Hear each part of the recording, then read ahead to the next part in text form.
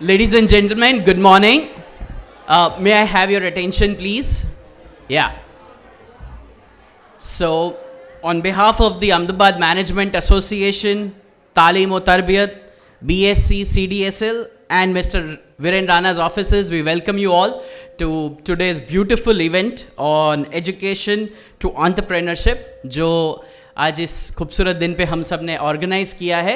And before we start I request the guest to please come on the dais. Mister Arbaz Khan, Divyesh bhai Radia, president of the Ahmedabad management association, Zafar Sareshwala ji, please, Mr. Adil Zainul bhai, sir, please, if I can have you, and Mr. Viren Rana sir as well. If you could please grace the dais.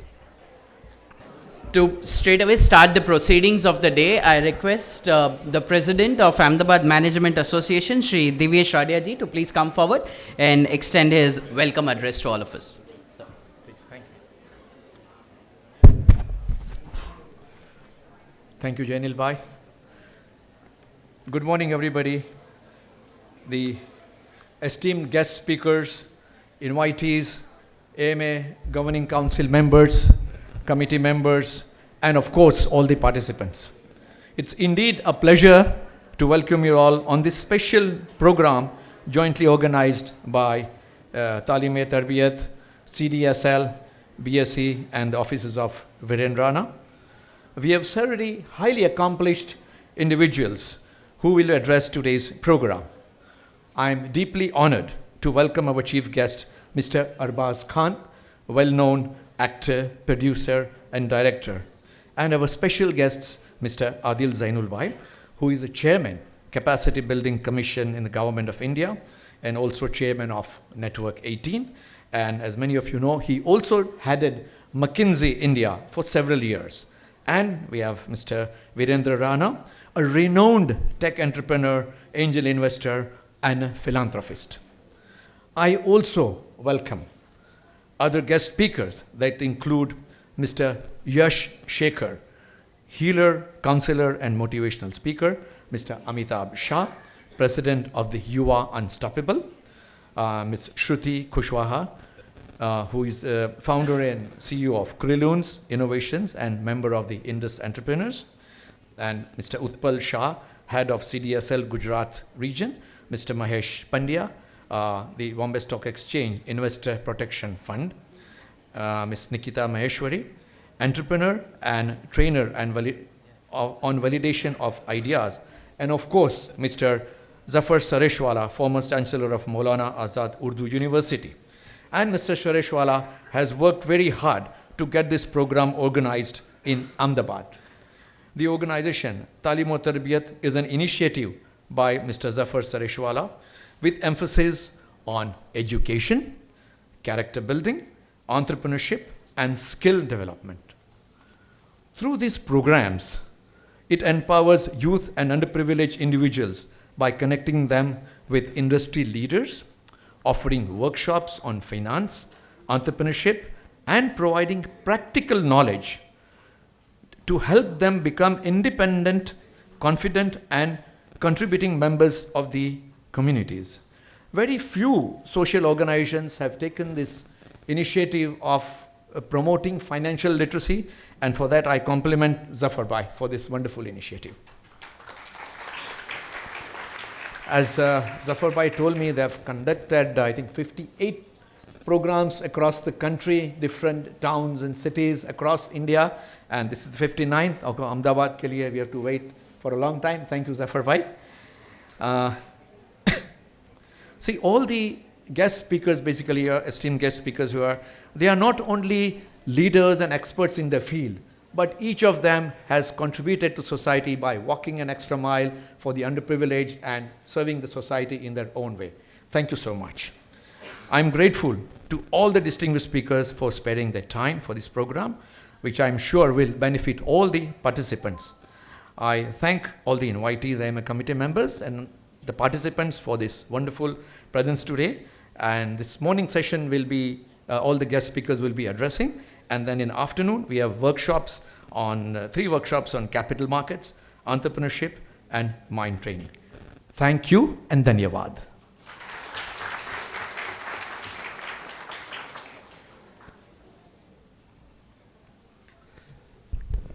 Thank you so much, Devesh sir, for that warm welcome address and informing us about the theme of the program and what we will be going through the day. Meanwhile, I request you, sir, to do some felicitation for our guests. First, may I request Devesh bhai, if you could felicitate our chief guest of the day, Arbaaz Khan, and with a bouquet there. We can keep the claps going, I'm sure.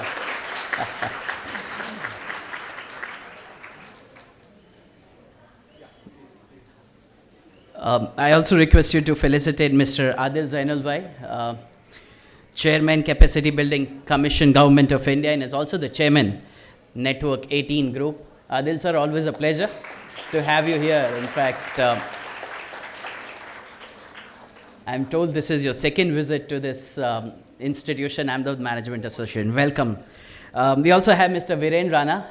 Devesh bhai, may I also request you to please felicitate Mr. Viren Rana. Of course, I'll call Sawan bhai in a moment.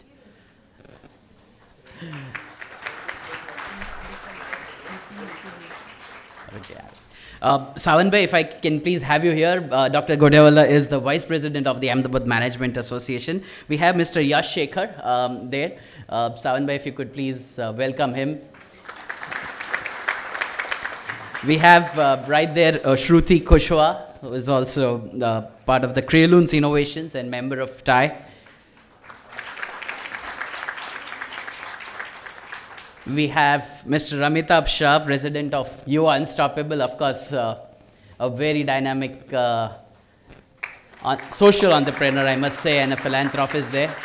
Welcome, Amitabh bhai. And we have Ms. Nikita Maheshwari. Sawan bhai, if you could felicitate Nikita as well. She's an entrepreneur and trainer on validation of idea. Lovely. Thank you so much. I'm of course Zafar bhai. There's last, which was for the best man there. Sawan bhai and Devesh bhai, if you could jointly do that. I think this can keep going. 59 editions उन्होंने all over India की है. I'm told Ladakh, Pulwama, some of the most difficult territories. Capacity building. Zafar bhai, hats off to the kind of work that you've been doing.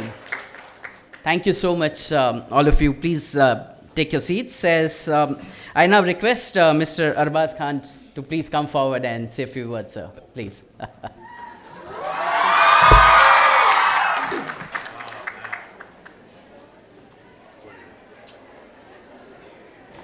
Still morning, so good morning everyone. Firstly, I would like to thank the Ahmedabad Management Association for inviting me over here and being part of this wonderful program. Of course, I would like to thank Mr. Zafar Sheshwara for calling me here and being part of his organization, that is Talim or Tarbiyat, which is an organization that he takes the initiative and does so much of great work over a long period of time. Like you just said, about 59 places that he has been part of, and he continues to do that and grows from strength to strength. So firstly, I thought I would prepare a speech, and I would like to give you some little insight into how life is going to be. That's what I was told, that maybe you can inspire some people with your own things that you've done in life and all. But I felt, I guess you're all in your own way are going to go a long way and you know exactly what to do. So I'm just going to put myself in a position where I'm going to let you ask me some questions and let me see if I can answer them to your satisfaction. Just two questions I would ask you not to ask me. One is, Salman Khan की शादी कब हो रही है? ये मत पूछना मुझसे. और सेकंड ये है कि मेरी कब हो रही है, ये भी मत पूछना. इसके बाद आपको अलाउड है सारे क्वेश्चन पूछने के लिए. शुरू करो. Let me see if I can answer any of your questions. I guess because that's what is the curiosity. I know there's no point in me sitting and blabbering about what one has achieved in life or where one needs to go. We all know that we've come here for a certain purpose, and there is an initiative that is started by Zafar bhai, and post this afternoon you've got these workshops that are going on, which you all know exactly what you're here for. But apart from that, like I said, my presence is, if there's anything that you want to know, ask me about my work, about my profession, about my life, and if there's any contribution I can do to enrich your life or educate you on something, then please go ahead and ask me. I would be more than happy to answer those questions. Just keep in mind the first two which I asked you not to ask. Yeah, please go ahead, ask. Hi, my name is Nikita. I'm an entrepreneur myself. So it's a very basic question, but what triggered or what made you want to be a producer? Producer. So, okay, that was pretty much the later stage in my life. So being from a film family, I very early realized that something about films excited me. I guess most people who are from certain families, whether they are from a lawyer family or whether they are from a doctor's family or whether they are from the army, there's a tendency to be pushed in that direction because you see that kind of lifestyle that you've seen your parents lead. And more often than not, you end up, if you're from a business family, you end up being in business. So that's why this whole topic about nepotism that we keep hearing, I don't understand what it really means, because it's just an affinity towards the profession that you've seen and you get pushed into this thing. So there's nothing wrong with that unless it's being misused. Nepotism probably would be a misuse of power where somebody doesn't deserve a particular place and you give it to that person. And even if it means, if you're in family. But in our line particularly, it's like if my father's a writer, he cannot pass those skills on to me. If my father was a brother's an actor, he cannot pass those skills or his stardom on to me. But maybe in some other professions, you can just give it. So it's actually very ill-defined when it is used in our profession, because we have to stand by ourselves and do it because there's nothing else that you can do. Going back to your question, since I was, always interested in films, my father being a very legendary film writer in this country, we had this thing that I always felt I didn't want to do like a 9-to-5 job, right? And I felt, okay, there's something that I wanted to explore and be on the creative side. I really didn't know very early in my life whether I wanted to be an actor, whether I wanted to be a director, whether I wanted to be a producer or music director or a singer. But then I had an opportunity to work as an assistant on one of my father's written films, who Mahesh Bhatt was directing. And that was my first film. I first became an assistant when I was about 19 years old on a film called Kabza, which my father wrote. Then I subsequently did 3 more films with Bhatt Saab, which was Kabza, Jurm and Awargi. And though I was assisting him as a director, I felt maybe it was too early for me to be a director. I then thought that I should be an actor first, because one fine day I can turn to be a director, but one fine day I might be too late to be an actor. Because there's a window in which maybe my acting would help me in years to come, my experience would help me to become a director. But one fine day, if I decide to be an actor, it might be a little too late. So my foothold into the industry was by being an actor. I took the initiative of being an actor. I was a bit fortunate that my first film, I got appreciated. I got a Filmfare Award in my film called Darar, and subsequently started my career. And while I was doing Darar, he just reminded me, Amitabh, that he was in Manali, and I played table tennis with him, and he said that he beat me. So I told him I lost to you because you beat me, because I was not concentrating. I was not concentrating on you. I was concentrating on Juhi Chawla that time. Okay, I was too obsessed by her, and so I said, now if you play with me, I'm a little better, because Juhi Chawla is now gone. So I made my career as an actor. Somewhere along the way, I realized that there was a little bit of a stagnation in my career. I was getting work as an actor, but there was always that feeling that I wanted to be amongst the top 10 in whatever I chose to be. So that feeling crept into me that I don't want to be an also-ran. More so when I saw the people around me, whether it was my father, whether it was my brother, or at that point in time, whether it was my ex-wife in the profession that she was, they were at the top of the game. And I was probably just working, being successful, but not really where I want to be. So I was always open to the fact that I want to either keep this going, but probably try something else, maybe produce a film, maybe direct a film. And since I had that feeling that I wanted to do something different, I think nature conspired to bring that opportunity to me. So a film came to me as an actor, and Abhinav, who was the director of Dabang, came to narrate a film to me as an actor. And when he narrated the film to me, there were 2 roles. Obviously, there was one Chulbul Pandey's role and there was one Makhi's role. And he made me hear the script, and he said, what do you think of it? And I said, yeah, I think I like it, but which role do you want me to do? So he said, I obviously want you to do Makhi's role. I said, why Makhi? Why not Chulbul's role? He says, because I saw Jaane Tu Ya Jaane Na, a film that I had done, which was an Amir Khan production with his nephew. He says, there you and your brother had done this little comic bit and you all were very funny, and I feel that that little funny aspect of yours has never been explored. So in this film, I want you to be the little dumb guy who's little comical, but he's this little guy who looks up to his elder brother but doesn't get the appreciation. So I feel you'll suit that character. So I said, okay, I got your point. Who plays what you call Chulbul Pandey? So he says, either it'll be Randeep Hooda or it'll be Irfan Khan. At that time, those were the choices that he had. I don't know what got into me at that point in time, and I said that, who's producing this film? And he said that as of now, I don't have a producer. I need my cast to be finalized so I can take my film forward. So I said, who have you met? He says, we met some like UTV and a couple of other producers, but they are saying, get your cast and then we will see. I don't know what got into me at that point in time. I said, what if I produce this film? And I had no inkling at that point in time that how I was going to manage to do it. He says, sir, aap kar lijiye. So I'm like, how much is this film going to cost if I was to do it? So he said at that time, he said it was about 8 crores. So I said, you'll stick to 8 crores, right? So he says, yeah, making should be around that much only. I went back home and I said, I always wanted to do something interesting. Like at that point in time, Amir had done, which film? Lagan had happened, and Shah Rukh had done, I think, Chak De. So they had done some very interesting work, and Salman was still into that mainstream film where, nothing rustic had been done. And I don't know why I thought of Salman, so I went to Salman in that evening and I said, Salman, there is something, I've never come to you in a long time, to do a film, but I've heard a subject which I think you should hear. And I narrated him just 4 scenes out of that film. And I think it's the instinct of an actor. And without hearing the entire script, he just heard the basic plot and the character and he said, I'm doing it. I said, but you've not heard the whole script. He says, I don't need to. I think we'll figure this out. And we did that.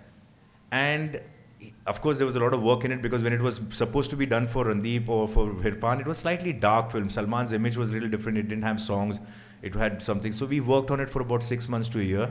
And then we shot the film and rest is history. That started off, catapulted my career as a producer. So it happened like that. Even my direction happened actually by default, So when Dabang was a big hit, and but during the course of the film, there were some professional differences with my director, but they were not so bad that they couldn't have been resolved. So when Dabang became a hit, the sequel became quite a thing to happen. So a year and a half later, I went to the director. I said, we have professional differences, but I think, for the interest of the film, we should keep it aside and you should direct the second part. Initially, he showed some interest. Then I got a message from him saying that I'm not very keen to do it. I'm not interested in sequels. I'm doing something else. So I won't be able to do it. So Salman and me sat down and ideated as to how are we going to go about this now, because the film has to be made. So names came up, whether we have to take so-and-so, whether it's Vishal Bharadwaj would do it, or whether David Dhawan would do it, or whether, Prabhu Deva would do it. And then suddenly I told Salman, I said, I have been around for such a long time. I started my career as an assistant. This is something that I wanted to do in my life. I became a producer to eventually become a director, and I understand this film because I've been there from the inception of this film. I brought this film to you, so I know what this film is, and now that we've already done the first part, second part won't be so tough for me because I know where to go. So he says, what are you trying to say? I think I should direct this film. He says, are you sure? I said, yes, I'm sure I should do it. I need some time. I need to do my homework. I need to get the right team on board, but I will deliver the film. And I made that film, and that film commercially did better than the first one. So that happened with my direction career. And now I'm here, also doing something very different. I've just done recently I did a talk show, which was Pinch, that was on social media. And recently I've done a very, very interesting talk show, which I think is very interesting because I have featured some legendary figures in that, and that included my father. And it's on YouTube. If you ever get a chance, do see it. It's Invincibles by Arbaaz Khan. It's like 6 episodes of 6 different personalities. And they genuinely are very inspirational. And for all you kids, by watching those people. The real intent of doing that was to impart a lot of knowledge to all the kids who are getting into any profession for that matter, because it only talks about, it doesn't talk purely about films and film industry. It talks about people's discipline and how they have faced failure and how they have faced difficulties and adversities, and they've overcome their own insecurities and their own issues and how they made it in life. So the first person I decided to do was with my father, because when I saw my father who's now aging, and I felt, forget, our children will never know where we came from actually, Like my son would never know what my father's first, what was his first film and what did he do. And most of us kids don't know about our grandparents actually. Think about it. Very few of you will know from both sides where your grandparents came from, where did they start, where was their first job, where did they first stay, where did they get their first income from, and how did they build. You're just like, okay, this is my grandfather, this is my father, I'm happy. We don't have an idea actually at times about. So I had the same feeling that, we have not documented a man like Salim Khan, who not just for the family, but even for the industry can be a very great thing. So that idea came from there. And then when I said that, why should I stop only at him? There are so many other people in the industry who, unfortunately, some of them have even passed away without being documented in the right perspective, like Raj Kapoor Saab, R.D. Burman, Dev Saab, Shammi Kapoor, directors of, great repute, Mehboob Saab, K. Asif, Bimal Roy, and music directors, and so many artists have gone by without really hearing their stories. So now that is something that I want to do now, and I hope I can achieve that, where I speak to some of the people who have had a long career, a very successful, fruitful career, but have much more than just their work to talk about. So we talk about their, their, like Javed Saab and Bhatt Saab spoke about their problem with alcohol. Now we look at all these people and we say, oh, these are the films that they've done, they made successful films, but we don't see about their addictions that they had to come across and what they had to overcome. So we all will face those. You kids in your life will have some kind of problems. It's not only about, being successful in work and getting the best pay scale. It's not just that. You have got many more difficulties and many more obstacles to overcome. And that is also where your success lies. So for me, say for a guy who's never had a drink in his life, and for him to say, oh, I don't drink, and for a man who drank for 30 years and polished a bottle, for him to give alcohol, that man needs a lot of credit. Or for a man who was on drugs, or for a man who used to smoke, for him to give. So there are a lot of weaknesses and problems and things that people have. And when you overcome those things and you fight those emotional, physical, and psychological battles, that is when you will be really, really successful in life. It's not only about turning up to work. That's just one aspect of your life. It's not only about how much money you have in your bank. That's just one part of your life. So don't purely concentrate on that. You have to have a holistic approach towards your success. You're talking about success. Success does not purely lie in how much money or how much work that you do. And I realized that because I myself was very pressurized, that I compared myself like, oh, will I ever be able to match my father? Will I be able to ever match my brother? Probably not. But does that make me any lesser in terms of my... So there are a lot of things that I can be very happy about what I have achieved in my life, or I'm content. So your competition is never with the person next to you that, oh, I was with this girl in class, or I was with this guy in class. I was better than this girl in class, I was better than this guy's class, but now he's got a better job than me and he's doing very well, so I'm very depressed. Don't do that to yourself. And most people do that to themselves. So kids who fail don't commit suicide. The kids who from 99% get 98% are the kids who commit suicide. Are you understanding? So there's a huge problem there. So the margin or the problem is in not, so जो एक गरीब आदमी है ना वो कभी किसी building से नहीं कूदेगा. जो अमीर आदमी है ना जिसके पास 1000 करोड़ है, उसके 1000 करोड़ में 500 करोड़ कम हो जाएंगे, 1000 करोड़ डाउन हो जाएगा ना, वो किसी बिल्डिंग से कूदेगा. गरीब आदमी निकाल लेगा अपना time. So you have to realize ke where is your... So these are the things that took me time also to understand. Ki what are the things that are bothering me? What are the things that I need to achieve? What are the things I'll be happy with? And you'll have enough and more things to be happy with. So there's a beautiful book that if you ever get a chance to read, my father gave it to me when I was going through a very difficult part in my life. And that book was a book called How to Stop Worrying and Start Living by Dale Carnegie. right? So there's a very beautiful citation in that book where it talks about a very interesting aspect is that let's just say I'm looking at that screen right now, okay? And if I put a finger 8 inches away from my face, if I look at my finger, then that screen is out of focus. If I look at the screen, then my finger's out of focus. So it says, life is nothing but focus. Where is your focus? If you look at the good things in your life, then the bad things are out of focus. If you look at the bad things in your life, then the good things are out of focus. So what we tend to do is we look at what we don't have and we completely dismiss what we have in our lives. You have parents, you've got friends, you've got a good health, you've got eyesight, you've got so many things to look forward to. But you'll only look at what you don't have. I had the blues that I had no shoes. I had the blues that I had no shoes till I met a man without any legs. So basically, you're crying that I don't have shoes. But there are people who don't have legs. So always be happy with what you have. And I am a very big example of that because you don't have a Salman Khan or a Salim Khan around you. You don't have a Helen auntie around you. You don't have a Malaika as, person of that personality around you who's still very successful. So I was, and my friends, Sajid Nadiadwala and so, they were too powerful, they were too successful. Sometimes I felt dwarfed by their presence around me, overshadowed by them. And I'm like, but am I any less than them? And I said, no. I'm doing what I'm doing. I'm doing it with my efforts and all that. And I'm happy where I am. There are a lot of things. So, thank you.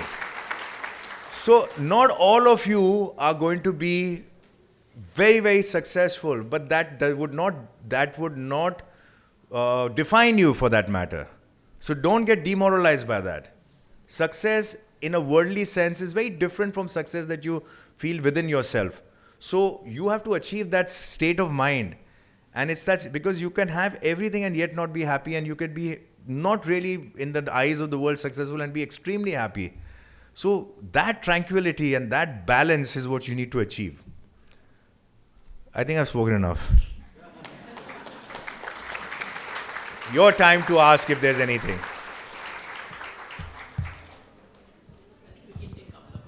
Yeah, we can.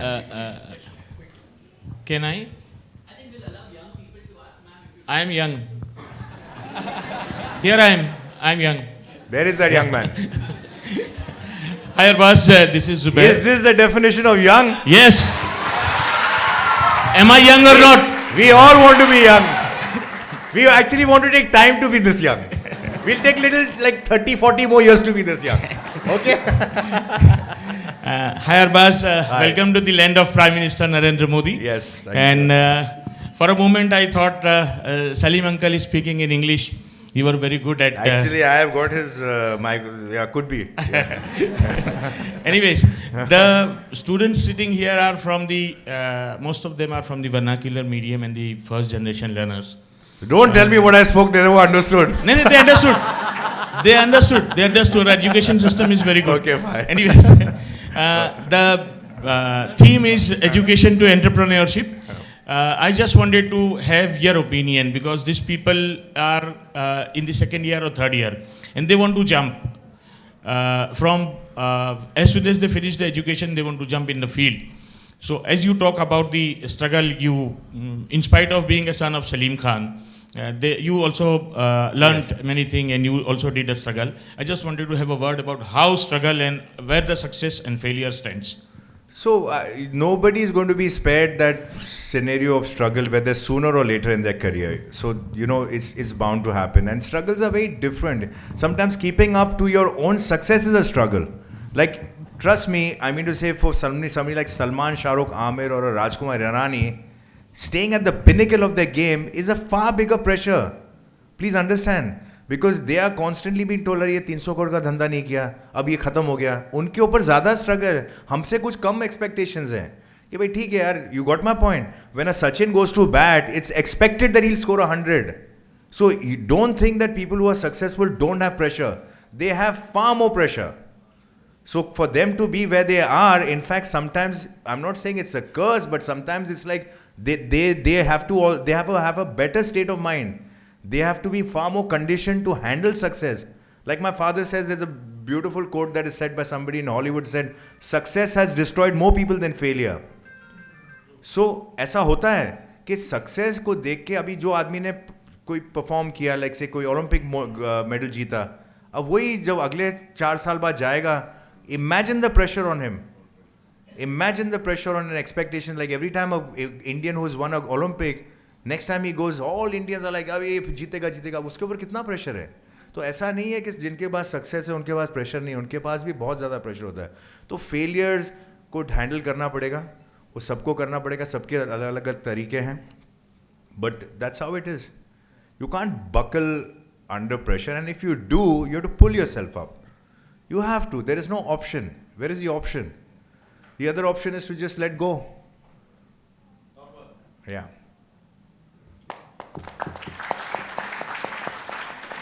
That's it. One question. All this effort to Ahmedabad for one question from this young man. Okay. Yeah. Hey, I've noticed one thing. I'm just sorry before you go. So we give a lot of interviews when our movies happen, right? And we see a sea of journalists sit over there. And we feel that we're going to be barraged with questions by each one of them. This one's going to ask you, that's one going to ask you, that one's going to ask you, how are you going to answer? And then you realize that nobody asked you a question. And there's only this one person who like, can I ask you a question? He asks you. Then he's finished, then you think somebody else is going to ask. Same guy gets up. Can I ask you another question? I'm like, hello? This, that. So don't take cover. Don't take cover. Be free. I am not running away. You can ask me questions. If you don't, it's fine. But don't fear asking me anything. Okay, first of all, good morning. Good morning. Everyone has a idol in a film industry or Bollywood or their mother, father. As you have told, you have your idol as your father. Right. As I have idol as my mother. Everyone is sitting is a youngster, and we are in the college. We are a BSc nursing student. So I have to ask that everyone is looking Bollywood movie, Hollywood movie, or whatever they are, Tollywood movie they are looking. But nowadays Bollywood movies are not that enough that youngster will get motivate from it. Why the film industry is not making such movies to motivate the youngster? As you are producer, I have request you that why the film industry is going down and down, not making such movies, and they are motivating drugs, morphine, and so many other things. They are motivate youngster to take it, and they are going on a wrong way. Okay. Thank you. You have a very valid question. So, firstly, let me tell you what film industry is a commercial art, where the commerce comes before the art. One. So basically, it is done for entertainment, and to some extent, it tells stories that happen in society. It's not creating something and pushing it back into society. What happens in society is sometimes reflected through films, so that you realize it becomes a mirror that this is happening in your society, see it and learn from it. So it's not necessarily the other way around that we are pushing it. And if you want to know what really happens we can't even show it. There's a censorship. So the things that happen in society or that happen in normal life, they cannot even be viewed on screen. So at some times it's necessary to show something that happens in society, because it becomes a mirror to कि अच्छा ये हमारे youth कर रहे हैं, वो हो रहा है इसलिए दिखा रहे हैं, वो दिखा रहे इसलिए नहीं हो रहा है.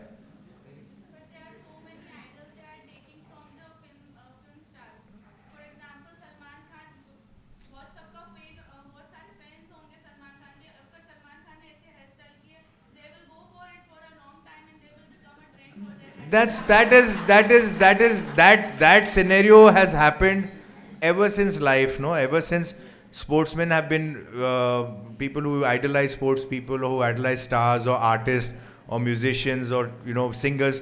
तो वो to mimic them or to उनके posters लगाना या उनके हेयर हम सब ने किया है. बट वो अगर innocently आप करो, अभी किसी की हेयर स्टाइल आप कॉपी करें तो उसमें क्या मतलब, ठीक है आप फैन हो उसके, आप उसके कुछ चीज़ों से, अच्छी चीज़ों से इंस्पायर हो जाओ, कभी उल्टी सीधी चीज़ों. दैट इज़ वाई कुछ हद तक पब्लिक लाइफ के अंदर थोड़ा सी रिस्पॉन्सिबिलिटी स्टार्स की होती है कि वो कैसे अपने आप को कंडक्ट करें, क्योंकि उनसे लोग इनोसेंट लोग इन्फ्लुएंस होते हैं, वो मैं मानता हूँ. But at the same time it does not mean that some person cannot live his lifestyle, because he's not responsible for your hysteria for that matter, or your craziness for that matter. He's not responsible. कल को वो cigarette P रहा है तो ज़रूरी थोड़ी कि आपको पीना पड़ेगा सिगरेट. वो उसकी आदत है, उसकी बुराई है, जो भी है उसके लिए उसको सफ़र करना पड़ेगा, बिकॉज वो पीता है तो मैं पीऊँ तो उसमें बेवकूफ़। तो बहुत सी चीज़ें दुनिया में हम देखते हैं दूसरों को। कल को आप अपने बाप को शराब पीते हुए देखोगे या ड्रग्स लेते करोगे तो आप बोलोगे कि मेरा बाप पीता तो मैं पीऊँगा, वो सही है? वो नहीं है सही ना। तो ऐसा नहीं, आप किसी को, this the first thing in life is stop pushing the blame on somebody else. This is something very very important.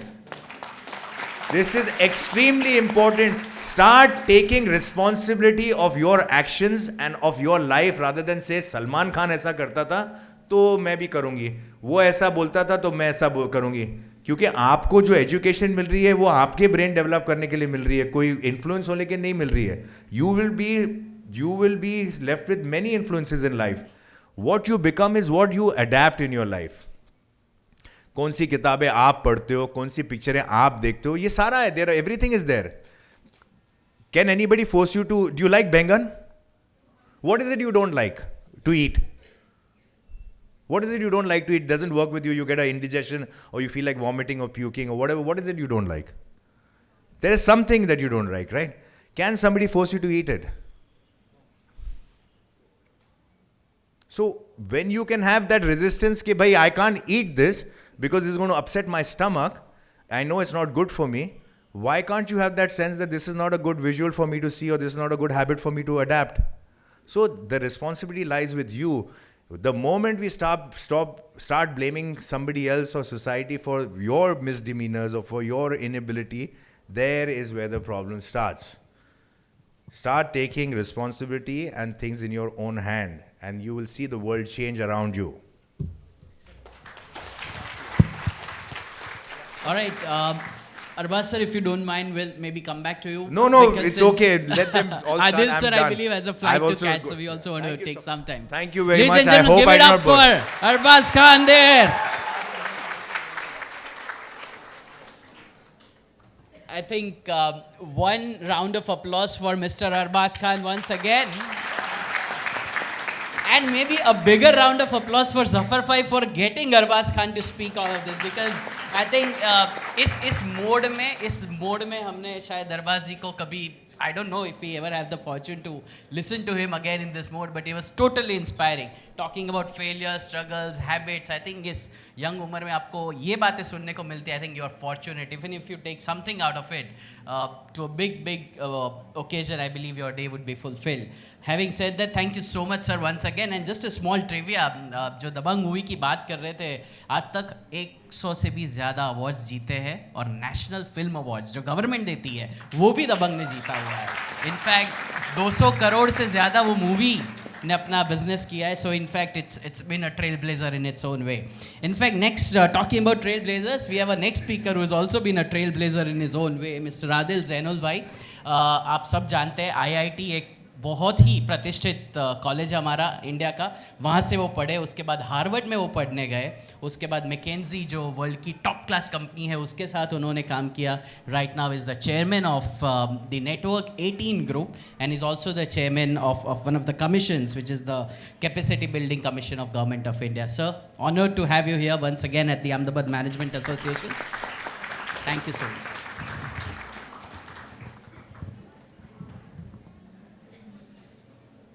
I wish I were a cricketer, because the only person who can follow a film personality is a cricketer. Those are the only two big passions in India. So I'm sorry, you have to put up with me now because I'm not a cricketer. It was a wonderful speech. Thank you so much for inspiring. And I'm very happy to see a lot of young people. So I want to start out by asking in this room, I've had a long career, so I want to ask in this room, was there anyone who was born before 1970? 1960? 1950? Thank you, ma'am. I'm so happy I'm not the oldest person in the room. The reason I say this is I graduated from IIT Bombay in 1977. And only a few people remember what India was like in 1977. Madam, आपको तो पता होगा. You might remember. You will remember because you must have done some movie about that time. But it was wonderful. So in 1977, when I graduated, the outlook for India was really, really poor. Even though I graduated from the best universities in India, the chance of getting a good job that would last you your life was really not that great. And the reason I went outside India was I thought I'd get a better opportunity somewhere else. And so I went to Harvard, did my MBA. I was in the US for 27 years, and I came back here in 2000. But if you ask the same question today, and you all college or school graduates? College. College, everyone's in college, right? So when you graduate, which is in 2 years, 3 years, 1 year? 3 years. I can guarantee you that the opportunities in India will be better than any other country in the world. Okay? So so my question to you is, see, I had nothing to do with how India was in 77, right? I had to live with it. But I did something with it. You have not had much to do with what India will be like when you graduate. But the question is, what are you going to do with that great opportunity that you're going to get? So let me describe that opportunity and then suggest how to think about it. Okay? So trivia question for you. How many unicorns are there in India? Anyone know what a unicorn is? No, you guys can't talk. I'm asking the students, right? You guys, if you don't know, then we should get off the stage. A unicorn is a company that is worth notionally $1 billion. Okay? That's what a unicorn is. And it's a startup. It's not a company that was done by your father or anyone else. India has 100 unicorns, 107, depending on how you count it. That means 107 companies created $1 billion in value in the last 10 years. Average age of somebody who's running a unicorn today is 35. Okay? It's a totally new set of people. India now has, and I think I've got some people from Silicon Valley and somebody from Thai is also here, no? You're from Thai. India has the third largest startup ecosystem in the world. The amount of new companies, 5 years ago when I was looking at this, we had about 20,000 startups in India. And at that time, we thought that maybe we should aim for 50,000 in 10 years. Today, we have about 60,000, and the goal is to get to 100,000 in the next 2 years. That means 100,000 new companies, successful companies will get started in India. And they will create a huge amount of value, and we hope that there are many more unicorns than that. It's the third largest system, it's the third largest country in terms of the amount of money that venture capitalists are giving out. Of course, if you're in the US, there's a lot of venture capital money, but India has the third largest amount of money. If you think that, previously when you wanted money, you either asked your family, right? If your family was not rich enough, you went and begged the bank. And probably if you had no business and no business running, nobody would ever give you money, right? Banks are very difficult to get money from. In today's environment, it is completely different, which is if you have a good idea, your ability to get money to fund it and start it is like it has never been before. So I actually wish today that instead of graduating in 77, I was graduating today, because the opportunities today are so great that I think out of this group that's here, I hope that if I come back 10 years from now to give a talk, that at least 5 or 10 or 15 of you will have started successful companies or have been entrepreneurial in the company that you're in and done something interesting, because the opportunity is that great. I want to give you another piece of the opportunity. Anyone knows what is the GDP per capita in India today? Not the stage. We have lots of economists on the stage. Any student knows what's the GDP of India today? GDP per capita, that is per person. You must all be nursing students. Koi economic students nahi hai kya idhar? It is about $2,000. What do you think will be the GDP per capita in another 20 years, 25 years, when India will celebrate its 100th anniversary? It'll be about 25 to 30,000. That's 10 times what it is today. India will be a middle income country. That is, everyone in India will be as rich as a Korean is today. Okay? That is the opportunity. Sorry, can you? that is the opportunity that's out there. People are going to get much more successful. The country will be the second or third largest economy, will be the third largest economy in the world. The GDP per capita in terms of the amount of money people have to spend will be 10 times what it is today. So in that environment, so it's a little bit like if you're a farmer, the field is great, there's great water, there's everything. Now what are you going to plant there and what are you going to grow? And that's the opportunity that's out there. So I want to talk a little bit about some of our young entrepreneurs, where they come from, what they do, and I'd like you to think about, could I do that? Right? That's the challenge for each and every one of us. I want to give you the example of a couple of people that I funded over the last 25 years. The first person I funded was 27 years old when he came to me. I was in the US, and asked me if I would give him some money for his startup. And I was very busy at McKinsey. If you're at McKinsey, you're traveling all the time. You have a lot of work. It's quite, you're working many hours a day, and I didn't have time to listen to all of this. So he called me 100 times. He would not take no for an answer. He called me 100 times. Finally, I took pity on him and I said, okay, I'm catching a flight, international flight, that's at 4 o'clock in the morning. Why don't you come to the airport at 2 o'clock? And I'll talk to you. So I said, let's see if he's really, being an entrepreneur is tough. Let's see if he has the strength to come at that time. Sure enough, he came at 2 o'clock. He pitched his idea. I gave him some money. And, it's among the best investments that I've ever made. But the reason I made the investment was not because the idea was that great, actually. I didn't think the idea was that good, to be honest.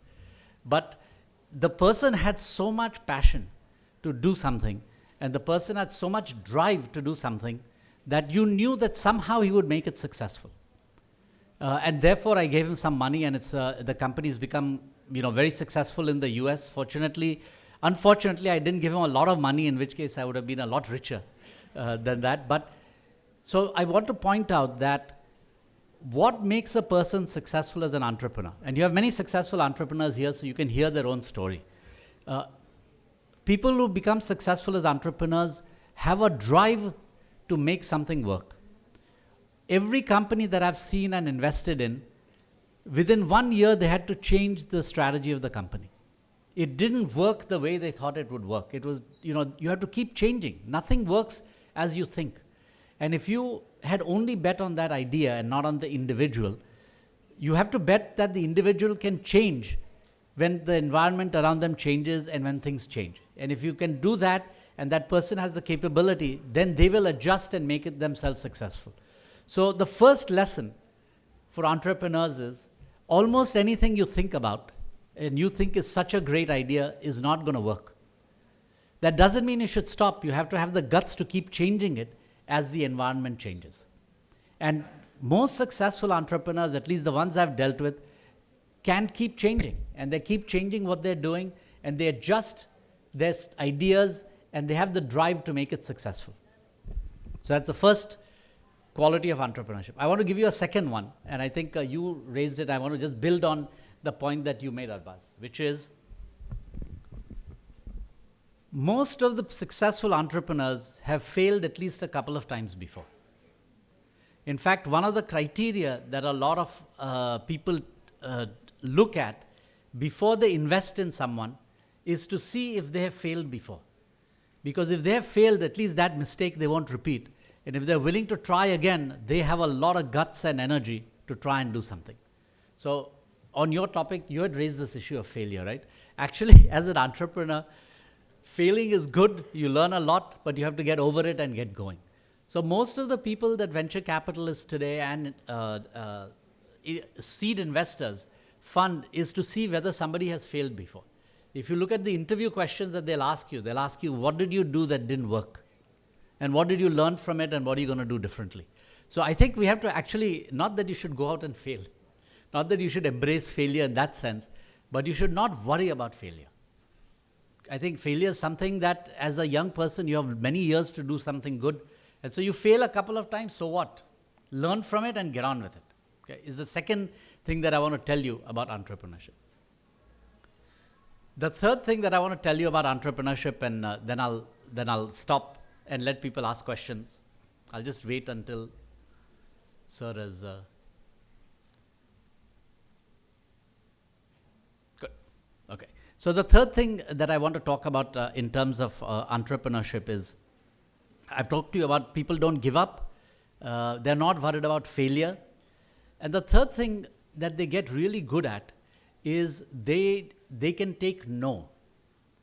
So you have to develop a pretty thick skin. I don't know how many, I'm pretty sure this is true in Bollywood too, which is you get told no a lot of times for your ideas, for scripts. And if you're an entrepreneur, you have to learn how to take no for an answer and not let it bother you. As I said, my first investment was in a person who called me 100 times and I said no. And he kept at it.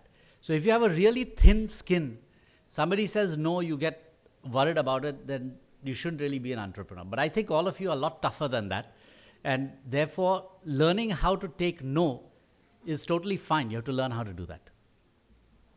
The last thing, and then I'll take questions that I've learned, is when you come up with a really breakthrough idea, almost nobody will understand it. And everyone is an expert at telling you why it won't work. Right? And you've done this. Somebody comes up with a great idea, I'm changing this medicine, and we've come up with this great medical device that will tell you whether you're going to be sick or this or that or the other. The first thing that everybody will tell you is it won't work. And let me tell you why it won't work. And so there'll be 20 reasons why it doesn't work. And I think you should never take that as a reason to stop. But you should always take that as a reason to see, can I get over those things that people are telling me won't work? Because if you did that, every idea that you have, nothing would have come out in this world. I mean, anyone wants to guess how many times Steve Jobs was turned down when he wanted to start Apple? There's a huge number of people who were given the right to buy into Apple when he was first setting up the company who didn't buy, right? And if you can say that of Elon Musk, you can say that of Bill Gates. Everyone said, no, this idea won't work, and they didn't buy into it. And yet they overcame it and became extraordinarily successful. So you have to learn.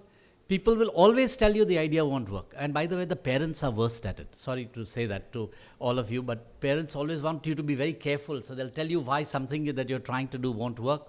But actually, to be an entrepreneur, you have to learn how to get over that. People will tell you that your idea won't work.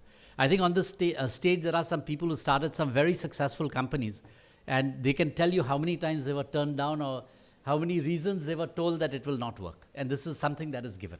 So, I want to stop here and summarize and tell you two things. One is, this is a great time to be graduating from college. It's a lot better than it has ever been in India's past. Second, it's a great time to be a young entrepreneur. We've never had it so good for young entrepreneurs today. And so I hope that many of you will take on that challenge. Third, but to be an entrepreneur, you have to be persistent, keep at it. You don't have to worry when people tell you it won't work, and you have to not be worried about failure. So with that, I hope, I wish you all the best of luck, and I hope that this succeeds, because it's not just good for you, but it will help the country get to where we want to get to in the next 25 years. Thank you.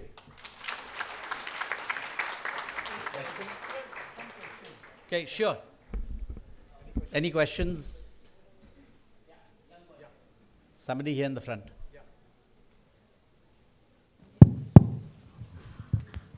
Hello, sir. My name is Het, and I have huge respect for you because of News 18, Network 18 group and everything. My question to you is that while at McKinsey, it is a global consulting, people consulting firm, as I understand it. While at McKinsey, what did you see was the peak or the topmost problem in people who were at managerial positions? Like, was it their ego? What was their problem in them that made them fall behind in comparison to their competitors? From your observation, that is. It's people have written huge books and theses on that, so it's very tough to give you the answer in such a short one, in a very short period of time. But I think when you look at people who've been extraordinarily successful in large companies, which is often different from entrepreneurs, right? Who have been very successful in large companies, At the end of the day, they know how to make other people, they know how to lead teams. You can't run a big company as an individual. It has to be, everybody else has to come with you. And so if you can get others to follow you, that is one of the most important things. And there's a very simple way to test whether you're a leader or not. So I'll give you that test, right? So have you ever met a leader who doesn't have followers? Right? So it's a very simple thing. You look and see if people follow you. If people follow you, you have some aspects of being a leader. If nobody follows you and you say, I'm smart, I'm brilliant, everyone should follow me, and no one follows you, then something is fundamentally wrong in the way you do it. So the biggest difference that I see, that I have seen is, there are a lot of different kinds of leaders, but leaders have a way of getting others to follow them and work with them to do it. And so, there's lots of tests that have been done and lots of books that have been written on psychology and others about how do you figure out that somebody is a leader, right? And people have all sorts of things, and we've tried everything. And you know what? At the end of the day, you cannot predict. You can only observe. So you cannot predict that he will have followers. But I can observe whether you have followers, right? So you can have lots of, people who are leaders have very, very different characteristics. They're not the same. But one thing is very common in great leaders, in a company or in any other field. Other people follow them.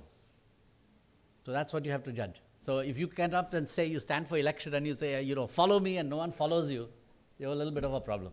You stand up in a company and say, the company should follow me, and nobody follows you, then you have missed something as a leader. Thank you.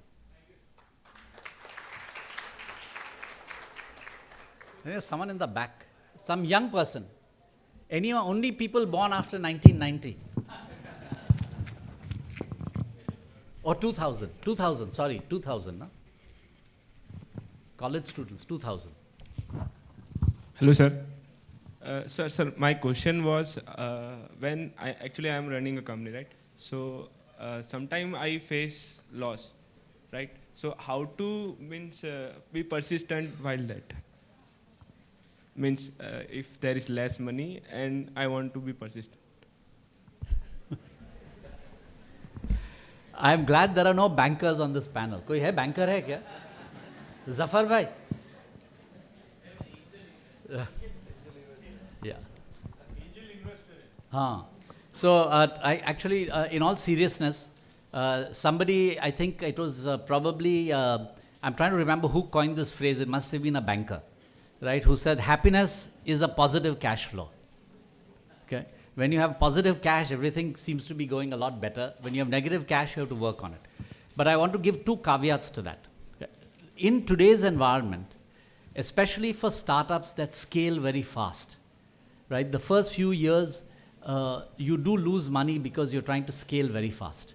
And in certain kinds of businesses where scale matters, people are willing to fund losses for many years. If you look in India, very simply, Flipkart, Amazon, none of the e-commerce companies actually made money for the first 5 years. They lost money, but they're worth a lot of money because people expect that someday they will make money, right? And they're willing to put there. So under some circumstances, making a loss is not so bad. You can still fund it. In a standard, normal business, making a loss, you better figure out how to turn it around, otherwise nobody will give you money. But in the new generation of startups, people expect that you will lose money for a certain number of years. But that you have a plan for what it's going to look like after that.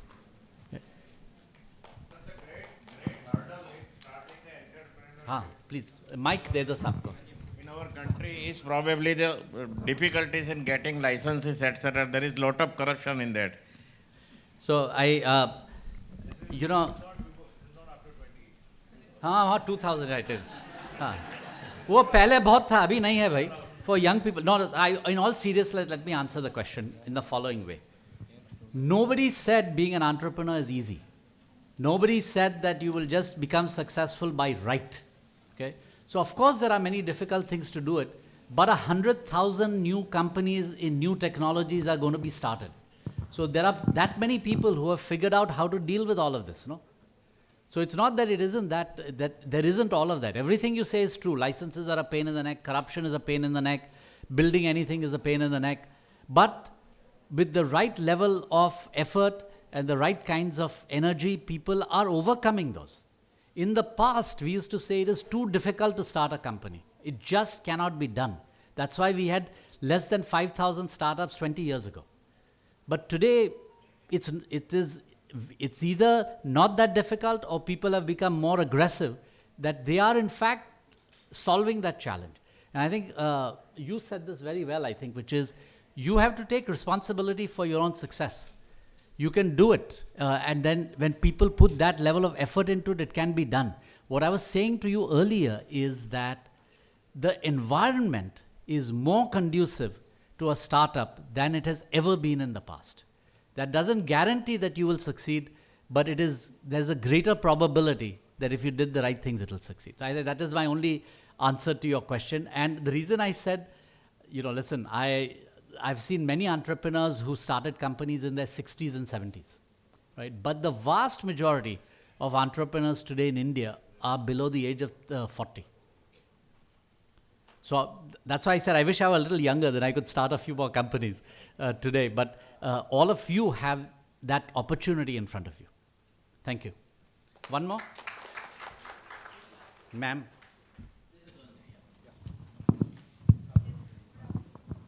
Mike.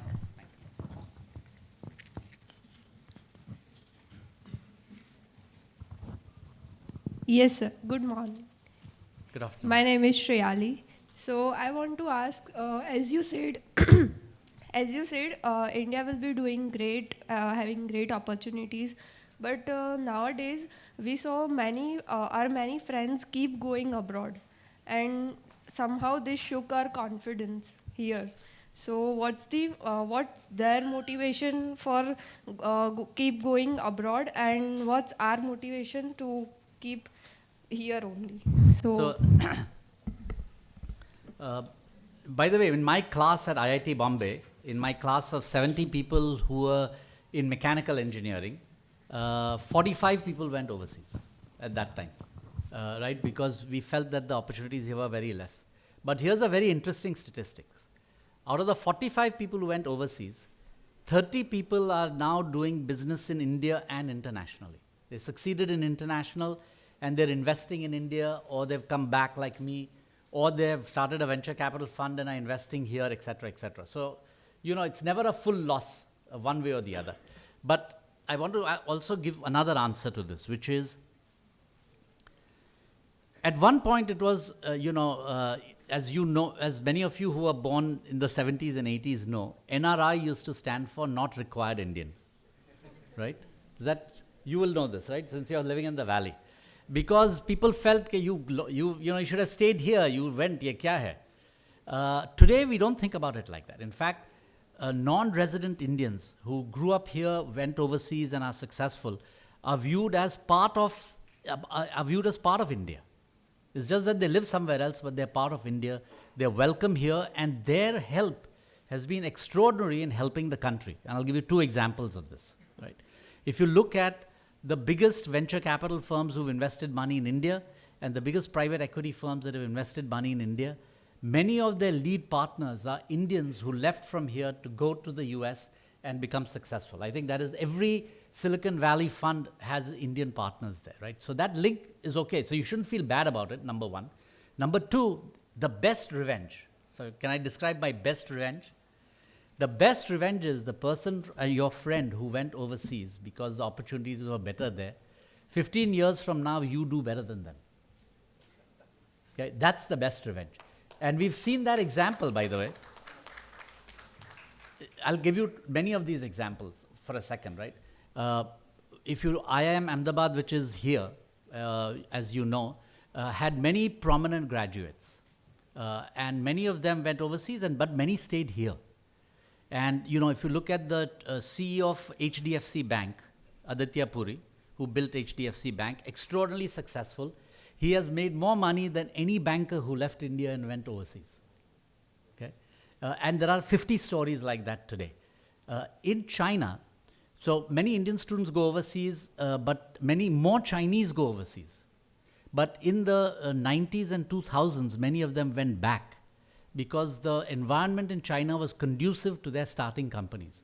So all the people at Alibaba, Tencent, all of these people who started extraordinary companies studied in the US and came back. And they became very, very successful back in China. So I think for you guys, for you all, I'm convinced that you all will do better than anyone who leaves. So it's okay, let them leave. Your revenges do better. Thank you.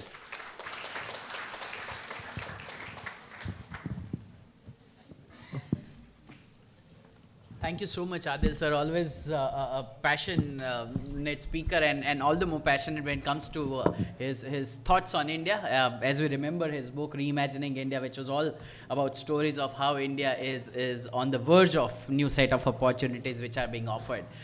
Great insights in terms of numbers, research, the opportunities India has to offer, and how conducive the environment for entrepreneurship is at this point of time. So wonderful, sir. And I think we come to the last part of the first session that we have, as I invite Mr. Viren Rana, who is a tech entrepreneur, is an angel investor and a philanthropist, to please come forward and say a few words. Sir, please.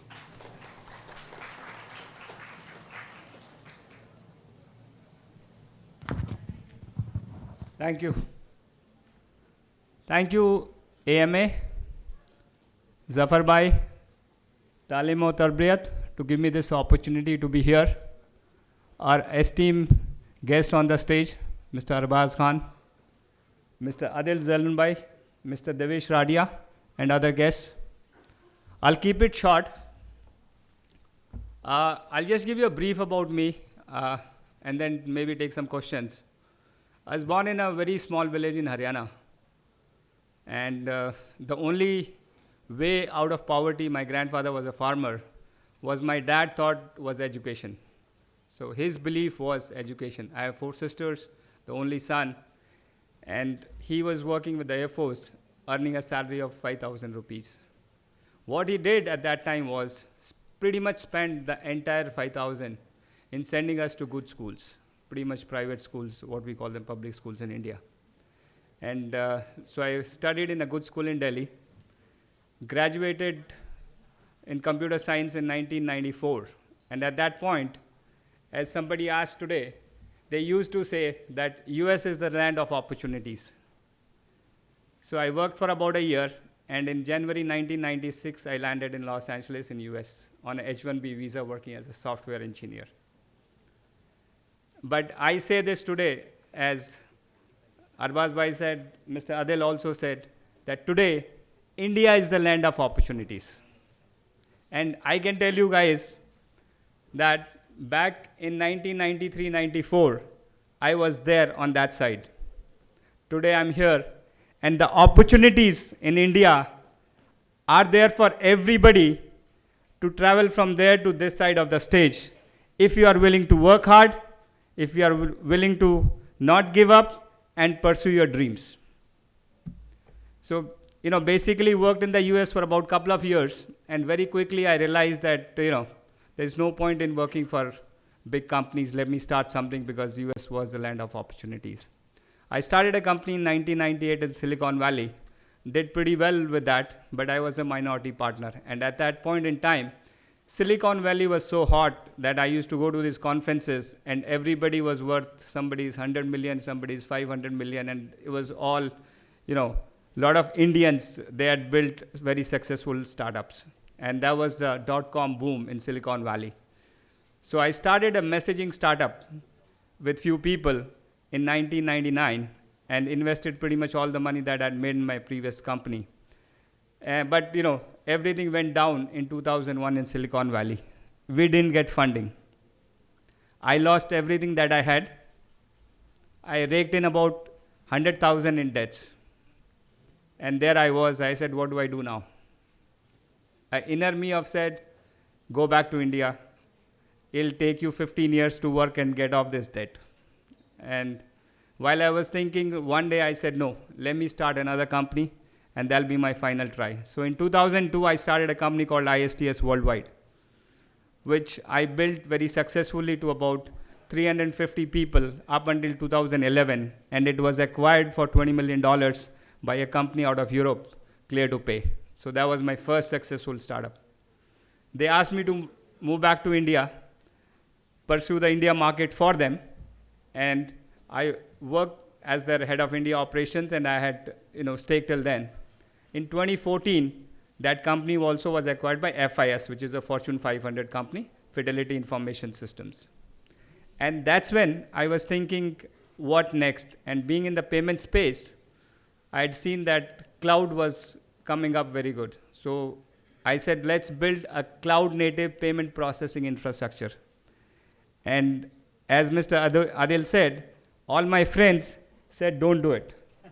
Because nobody has ever been successful against a company called ACI Worldwide, which had about 85% of the market share. And all my friends said, you got to be crazy, don't do it. I said, if I can build a product that's going to solve the problems of the market, I will be successful. Anyways, long story short, I started Renovite Technologies in 2015, built that company, and last year, that company was acquired by JP Morgan Chase Bank for a very handsome sum. And what I had done initially when I started, we had an office in Noida, I had given stock options to employees here. So when the exit happened, we created about 30 new crore-patis in India. So in my Noida office, over 30 people got more than 1 crore through the stock option pool. And of course, so we had offices in UK and US. And now, today, I'm a MD with JP Morgan Chase Bank. I invest in a lot of startups. I've invested in about 6 startups since my exit. And I think the only thing I'll say for entrepreneurship is, friends, don't look at Shark Tank. That's no criteria for an entrepreneurship. Okay? It's more drama than real. If you have an idea, that solves a problem. And that gives value to people or your clients. I think that's more important. As Mr. Adil had said, right, is one must be willing to change. The only thing I will add to that is whatever you are trying to do, try and get your first 3 customers. Take feedback from them. And then continue to evolve and change your product. So the sooner you can get to your clients and have engagement with them and get feedback, the higher your chances of success are going to be. So with that, I will take any questions if you have, since some of our guests have flights, so I'll keep it very short. I know we have a session in the afternoon, so we will be happy to share more of my experience and take much more detailed questions.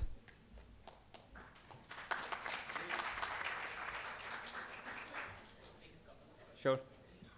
Any quick questions or maybe in the second half of the day? Mr. Viren is going to take a second. Sure. Yes, sir. Yes. How one can identify one or 2 skills to strengthen to become an entrepreneur or technopreneur? Sir, first, I'll say this, that you should have a risk appetite. थोड़ी बहुत तो risk appetite होनी पड़ेगी. If you don't have no risk appetite, it's very hard to be an entrepreneur, because as an entrepreneur, you also have to figure out a way to keep yourself self-motivated, because आपके पास कोई और नहीं है. You have to go through the valleys and peaks of emotions. One day in a startup, you have a very good call with a client, prospective client, and you're on top of the world here. The next day, you have one of your key guys resigning, then you think, okay, everything is shattered. So you have to balance that out. You have to have a risk appetite. And 3, I will say, is never give up. As Mr. Adil said, never give up. If somebody is not willing to give up, they will be successful. That is 100% guaranteed. And the experience that I have. All right. Thank you, everybody. Thank you.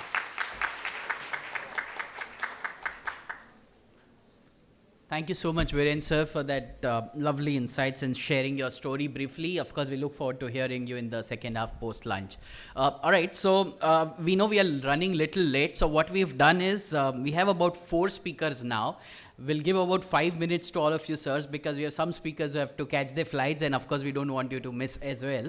So we'll have 4 speakers. We'll start with Mr. Yash Shekhar. After that, we have Shruti with us, and Amitabh, followed by Nikita. So 4 speakers for about 5 minutes. We break at about 12:30 for the lunch after that, and of course, vote of thanks. But yes, we start with Yash. Thank you so much, please.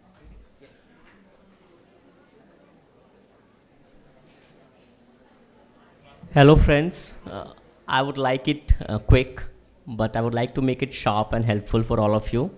So the detailed session follows later. My name is Yash.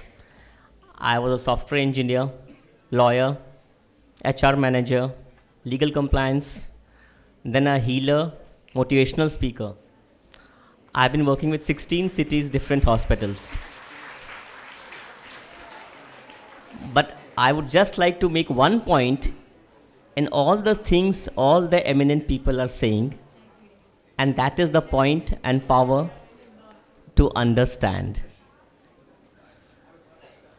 So to fulfill your desires, first thing is you have to understand that there is no lack of money, there is no lack of idea, there is only lack of understanding of your audience and their mind.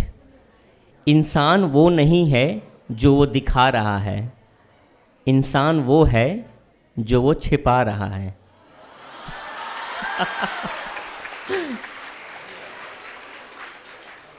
आपको अपने audience से, चाहे वो 1, चाहे 2, चाहे 3 हो, बस ये समझना है कि वो क्या छिपा रहा है, उसे क्या चाहिए.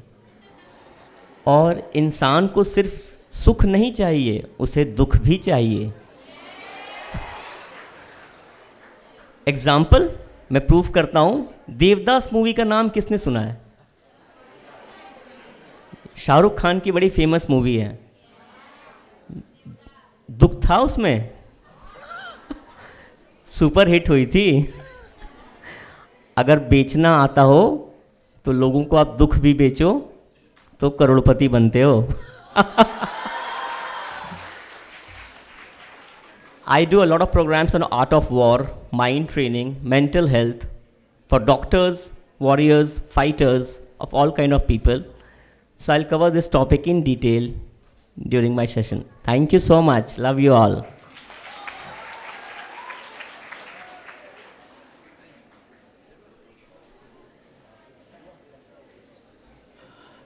Thank you so much, Yash bhai, for that very crisp and insightful talk. In fact, थोड़ा शायरी का माहौल जमा है तो मैं भी थोड़ा हाथ आजमा दूँ. In fact, Harivansh Rai Bachchan ji said, अगर सच बिकता है, झूठ बिकता है, बिकती है हर कहानी. सच बिकता है, झूठ बिकता है, बिकती है हर कहानी. 3 लोग पर फैला है, फिर भी बिकता है बोतल में. All right. No, but I think I'm not just saying it to flaunt my Shayari skills, but if there is one skill which is सबसे important, अगर entrepreneur बनना है तो वो बेचना आना चाहिए.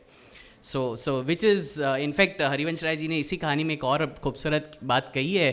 बेचने वाले तो हवा भी बेच देते गुब्बारों में भर भर के. So in fact that's of course tribute to the legendary Harivansh Rai ji. But yes, having said that, we have another very accomplished lady in Shruti Kushwaha with us. She is the founder of Crealon's Innovations and member of TAI. Shruti, may I quickly request you to come forward and say a few words on the occasion. In fact, you're the first female speaker of the day. I think the claps can literally go a little louder. Thank you everyone. ये मेरा चौथा तालीम व तरबियत programme है. थोड़ा सा Hindi English दोनों करेंगे. So I've traveled with Zafar bhai across for 4 तालीम व तरबियत programs. A little bit about me, मैं मेरे बारे में ही बोलूँगी. मैं एक मेडिकल एडवाइज़र थी. आप लोग के जैसे फार्मेसी पढ़ा है, मास्टर्स किया फार्मेसी में. Went to US for my MBA. I was admitted in Kellogg's Business School. थोड़ा बहुत पढ़ाई अच्छा कर लेते थे तो अच्छी कॉलेज में एडमिशन मिल गया था. एंड उसी से actually I thought that I should try my hands on entrepreneurship. नहीं तो यूएस में फ़ीस भरते भरते कॉलेज में फिर वहीं से आगे फिर जॉब ढूंढनी पड़ेगी, फिर H1 वीज़ा के लिए सब जगह पैसे खर्च करने पड़ेंगे. So you know it was a very long tiring thing for me. तो मैंने बोला ये सब छोड़ो, हटाओ, चलते हैं इंडिया वापस एंड बिजनेस शुरू करते हैं. And that is where I started researching on engineering, design, industrial equipments, manufacturing. And जैसे कि फेलियर्स के बारे में पहले वाले स्पीकर्स बोल रहे थे, मैं बहुत बार फेल हुई हूँ. Like we have seen days जहाँ पे ये नहीं पता होता था कि कल सुबह करना क्या है.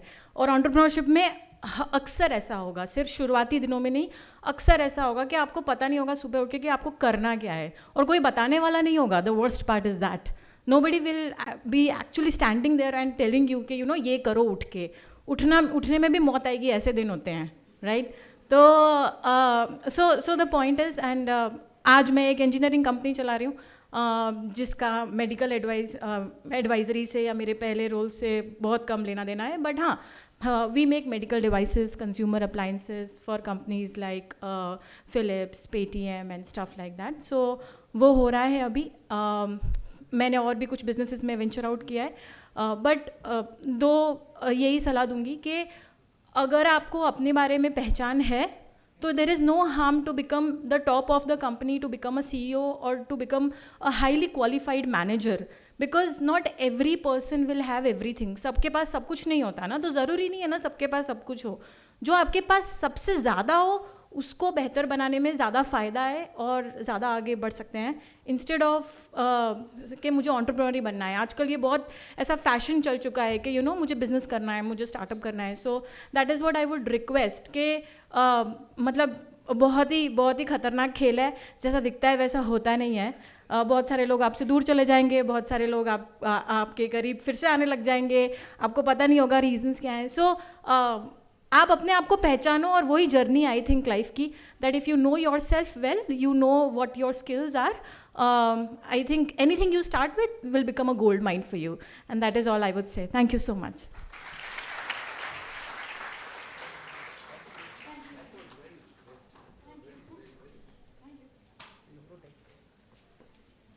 All right. Thank you so much, Shruti, for that very quick insights. In fact, वो तालीम और तरबियत से इतने सालों से जुड़े हैं, so wonderful to have you again here. And of course, now inviting one of the city's favorite boys, I must say. Amitabh is literally the Amitabh of Ahmedabad.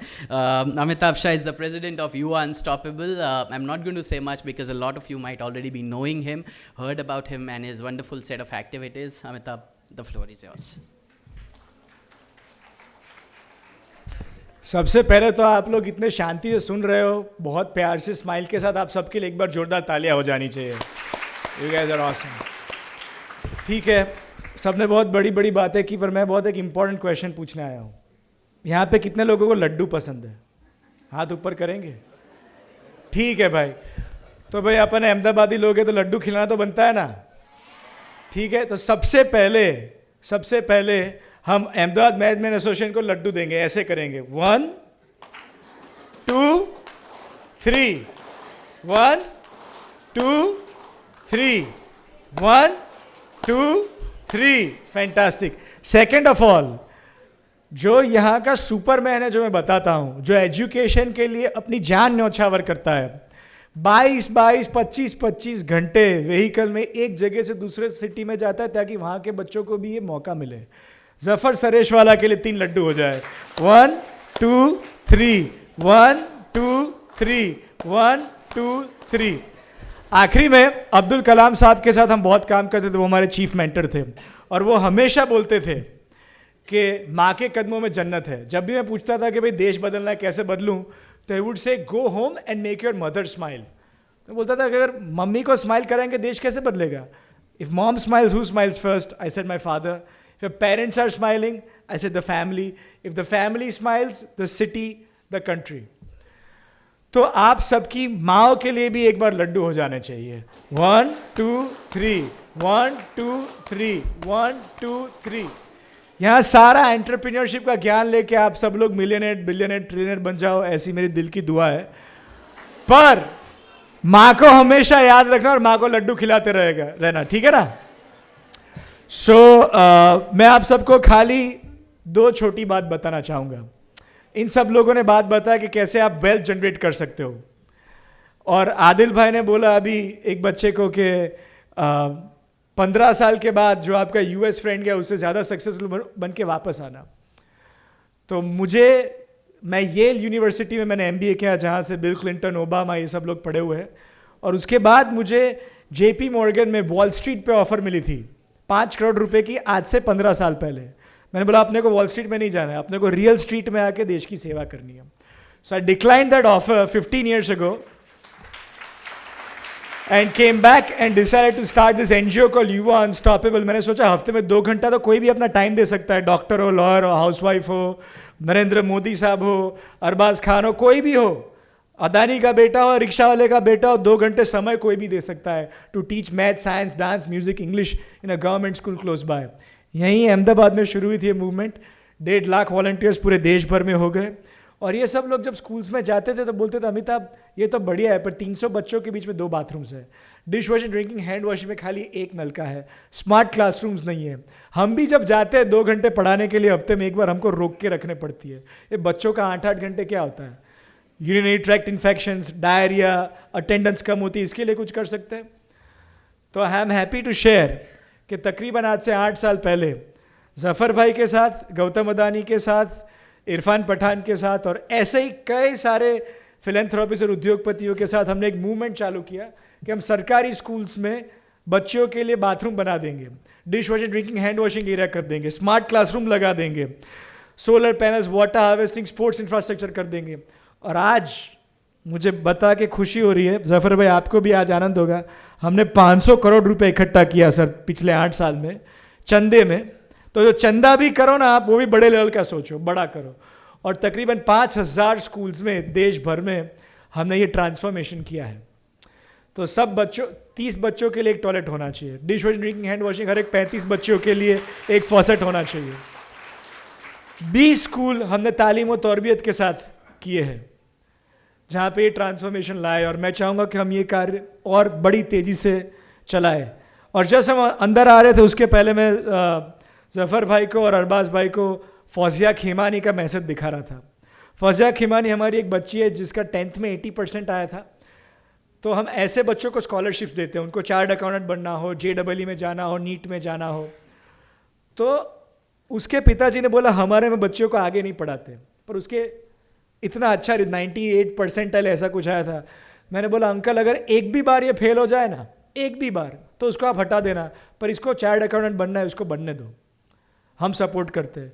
You guys will be happy to know first time में CA pass हो गई, 3 exams उसने CA के पास कर लिए. और अभी उसको अर्नस्ट एंड यंग में, जो विश्व की one of the largest accounting firms है, उसमें उसको जॉब मिला है. और उसके पिताजी अब घर घर जाके सबको बोलते हैं नेबरहुड में अपनी बेटियों को पढ़ाओ. और उतना ही नहीं, वो बोलते हैं कि अगर पैसों की जरूरत हो बताना, मेरी बेटी भर देगी फीस उसकी, पर आपकी बेटियों को पढ़ाओ. तो मैं एक ऑफर देने आया हूँ आज. अब जितने भी लोग यहाँ पे हो, ज्ञान तो ज़रूरत है ही अपने को, पर उसके साथ साथ लक्ष्मी की भी ज़रूरत पड़ती है. कोई पड़ती है कि नहीं लक्ष्मी की ज़रूरत? और आप कई सारे बच्चे नर्सिंग में हैं और मेडिकल फील्ड में हैं. अगर कोई भी बच्चा आप जानते हो जिसका 12th में 80 से ज़्यादा परसेंटेज आया हो, तो मैं आपको रिक्वेस्ट करूँगा, मैं ईमेल दे रहा हूँ आपको एक, Amitabh amitabh@yuvaunstoppable.org पे आप प्लीज़ ईमेल डालिए, वो बच्चे की मार्कशीट भेजिए, उसके माता पिता की इनकम 3 लाख से कम होनी चाहिए साल की. तालीम और तरबियत के अंडर हम हर एक वो बच्चे को स्कॉलरशिप देंगे जो ये 2 क्राइटेरिया मीट करता है, उसको डॉक्टर, लॉयर, इंजीनियर बनाने में हेल्प करेंगे.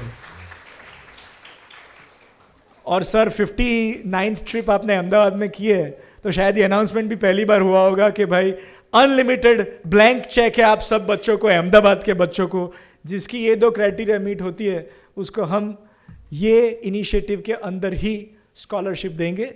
और जफ़र भाई के कई प्रोग्राम्स होते हैं, वो बच्चों को मेंटरशिप भी मिलेगी और वो टेक जेन्युइनली आगे जाके आदिल जैनुल भाई बन सकते हैं, जफ़र सरेश वाला बन सकते हैं. तो आप सबको मेरी बहुत बहुत शुभकामनाएं. और इंस्टाग्राम और फेसबुक का ज़माना है, तो हम लोग वहाँ पे मिलेंगे. Lots of love. मेरा भारत महान. जय Hind. Thank you so much.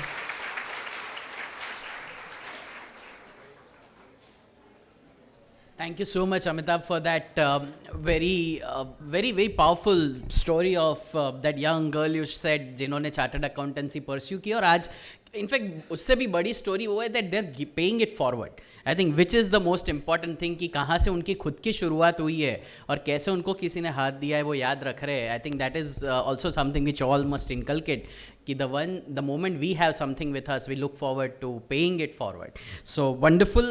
Thank you so much. And we come to the last speaker of the day, but again, the second lady.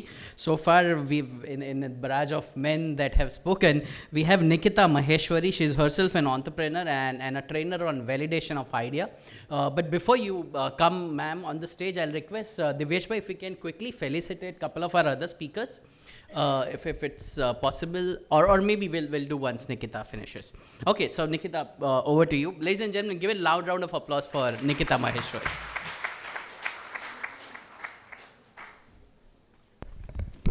Hi, thank you so much. This is my first Talimo Tarbiyat, and thank you Zafar bhai for calling me. Thank you Shruti for recommending me. Hi everyone, I'm Nikita Maheshwari. Hindi English दोनों चलेंगे और उसमें से बात करेंगे.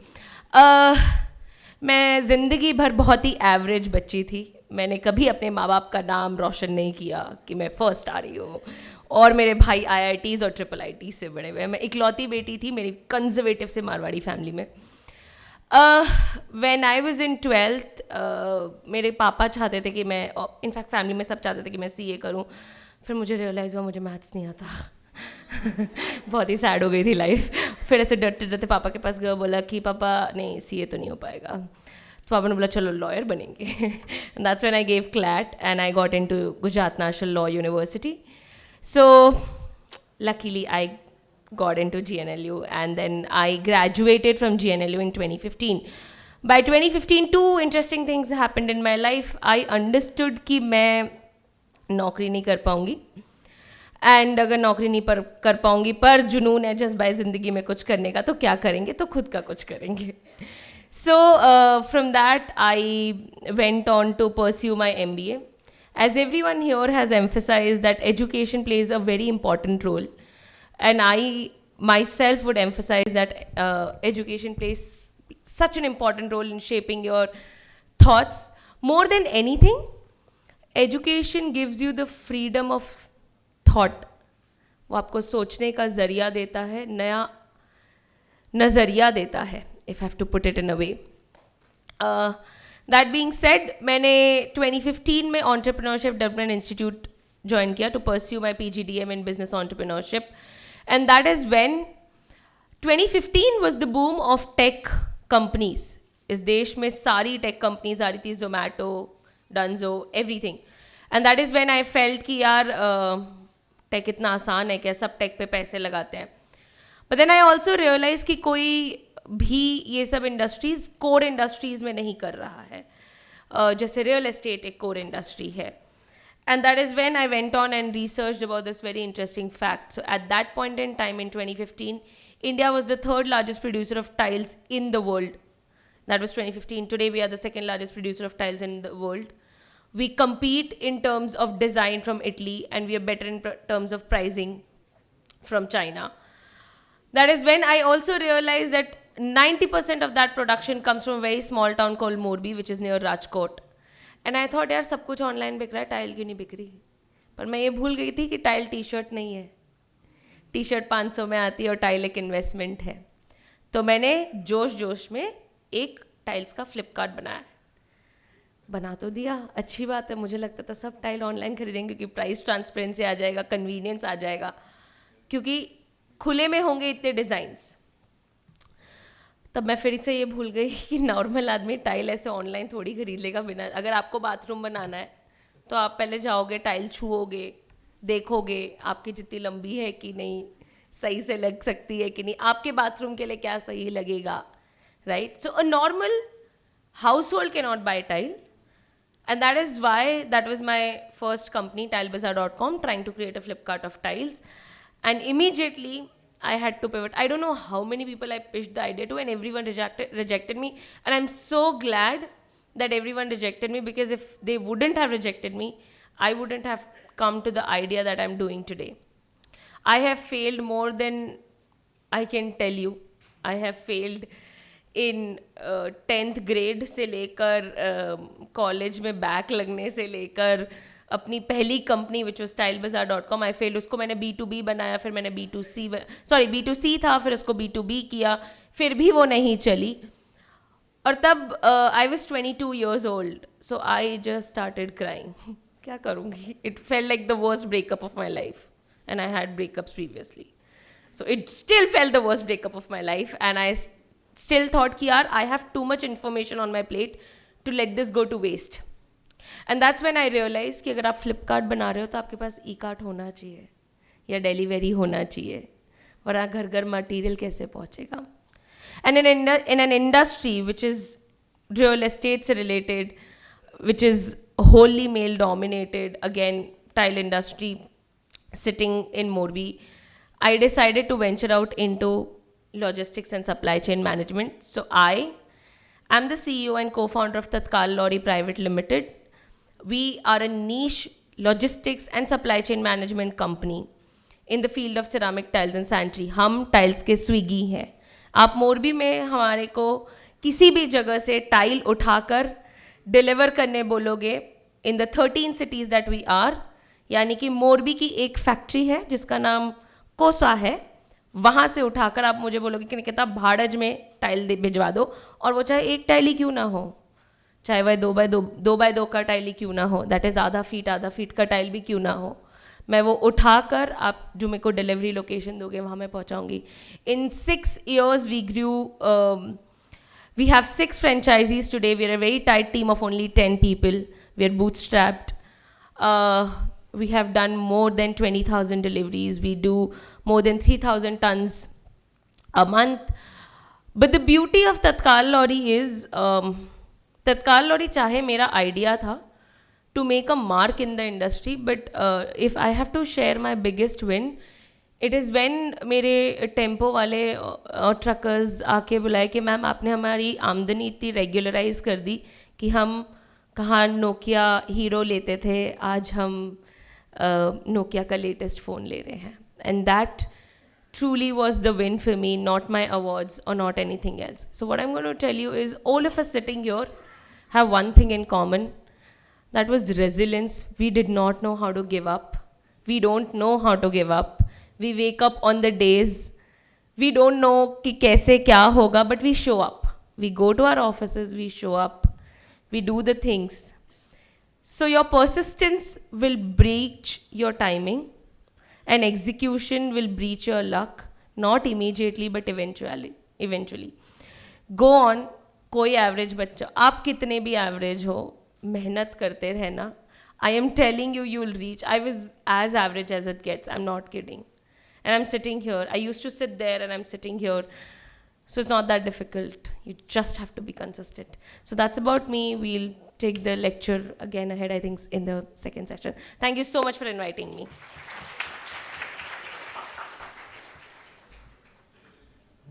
All right. Thank you so much, Nikita, for that quick set of inspiring words. What we'll do is we have 2 speakers जो हमारे second session में बोलने वाले हैं. We'll quickly felicitate them. I request if we can get the bouquets for them. Devesh bhai, if you could felicitate Mr. Mahesh Pandya from BSc, IPF. ये हमारे साथ second session में जुड़ेंगे. But I request our president sir to welcome and felicitate him on behalf of the Ahmedabad Management Association. I think the claps can get little louder. मुझे पता है सबको भूख लगी है, but still. And we also have Mr. Utpal Shah with us. He is the head of CDSL Gujarat region. Utpal bhai, thank you so much for coming and being part of the Ahmedabad Management Association's event.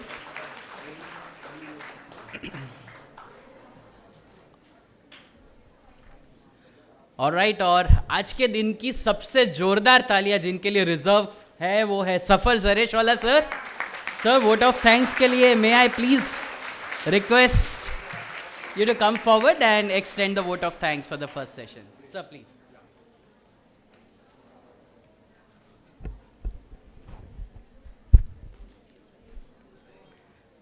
अस्सलामु अलैकुम, नमस्कार, सत श्री अकाल। यानी मुझे लोग कहते थे कि दिए तले अंधेरा है, इसलिए कि मैंने ये जो शुरू किया तालीम और तरबियत, तो मुझे 8 साल लगे अहमदाबाद आने में। एक मरतबा हम लोग कर रहे थे, जब लोगों ने कहा कि यार पूरे हिंदुस्तान में कर रहे हो आप, मेरे ख्याल से 2018 में, तो हमेशा अपने शहर के लोग नहीं देते ना, वो जो है हमेशा यही होता है, अपने लोग सबसे आखिर में मानते हैं आपको। तो 2018 में भी किसी ने मानी नहीं मेरी, तो अमिताभ को मैंने कहा, तो बोले यार अपने IIT गांधीनगर में करते हैं। मैं बोला तो अहमदाबाद नहीं हुआ, लेकिन हमने वहाँ किया। उसके बाद मैंने कोशिश की तो किसी ने घास ही नहीं दी मुझे। फिर दोबारा एक ही पोर्ट ऑफ कॉल, फिर मैंने अमिताभ को बोला यार अब तो अहमदाबाद में मुझे शर्म आती है, लोग देखते हैं कि यार तुम अपने शहर में। मैंने बोला हाँ भाई मेरा शहर है, मुझे उससे बड़ी मोहब्बत है, बल्कि बेपनाह मोहब्बत है। और वो बोलते हैं ना कि बचपन में एक गुजराती में एक पोइट थी, अमे अमदावादी अमे डापड़ना भंडार, है ना, याद है किसी को? हैं? तो हम लोग जब मोदी साहब से मिले थे सबसे पहले, तो मैंने कहा कि वो गुजराती की बात करते हैं, पहली मुलाकात थी हमारी, पहली लंदन में।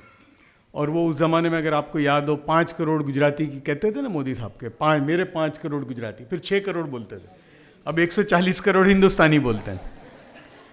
तो मेरी पहली मुलाकात हुई, तो मैंने कहा कि देखिए आपकी जहाँ ख़त्म होती है ना गुजराती पना, वहाँ से मेरी शुरू होती है। तो बोले हाँ मालूम है। बोले कितने नडियादी जाम है तो एक अहमदाबादी पैदा होता है, और तुम वो।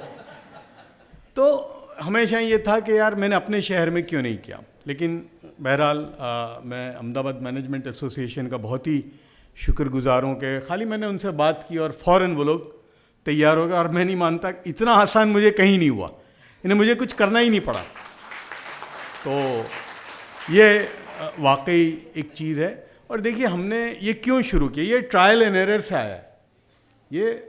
और हमने अमिताभ के साथ तो वाकई 20 स्कूलें की थी, और हमने तब देखा था कि हमारी जो स्कूलों के अंदर, ख़ास तौर से लड़कियों की स्कूल में जो ड्रॉप आउट रेट क्यों है, तो देखा कि स्कूल में टॉयलेट ही नहीं है।